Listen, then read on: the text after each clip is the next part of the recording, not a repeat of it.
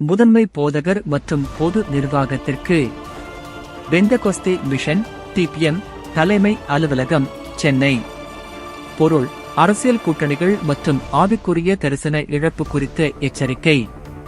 கர்த்தருக்குள் உங்களுக்கு கிருபையும் ஞானத்தின் ஆரம்பமாகிய தெய்வ பயமும் உண்டாவதாக. இந்த கடிதம் தலைமையின் தற்போதைய செயல்பாடுகள் குறித்த ஒரு கடுமையான எச்சரிக்கையாகும். சபை நிர்வாகம் பரலோக ராஜ்யத்திலிருந்து தனது பார்வையை உலக அரசியலுக்கு மாற்றியுள்ளது என்பது வெளிப்படையாக தெரிகிறது. 2026 தேர்தலுக்காக குறிப்பிட்ட அரசியல் கட்சிகளுக்கு ஆதரவாக நிற்பது மணல் மேல் வீடு கட்டுவதற்கு சமம்.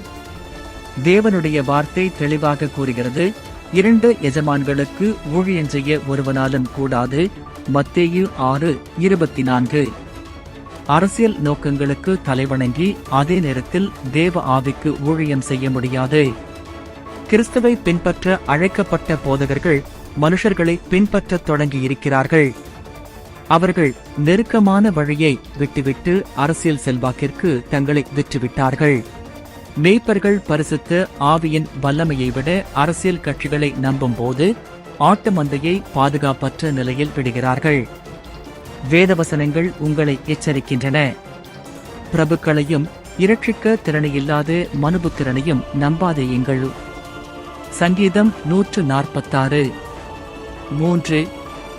அதன் தலைவர்கள் பரிதானத்திற்கு நியாயந்திருக்கிறார்கள், அதன் ஆசாரியர்கள் கூலிக்கு உபதேசிக்கிறார்கள். கர்த்தரை சார்ந்து கொண்டு கர்த்தர் எங்கள் நடுவில் இல்லையோ என்பார்கள். மீகா 3:11. என் மேய்ச்சலின் ஆடுகளை அழித்து சிதறடிக்கிற மேய்ப்பர்களுக்கு ஐயோ என்று கர்த்தர் சொல்லுகிறார். எரேமியா 23:1. ஒன்றை அறிந்து கொள்ளுங்கள், 2026 இல் நீங்கள் நம்பியிருக்கும் கட்சிகள் தோல்வியடையும். ஏனென்றால் தேவன் தமது மகிமையை உலக சிம்மாசனங்களோடு பகிர்ந்து கொள்ள மாட்டார்.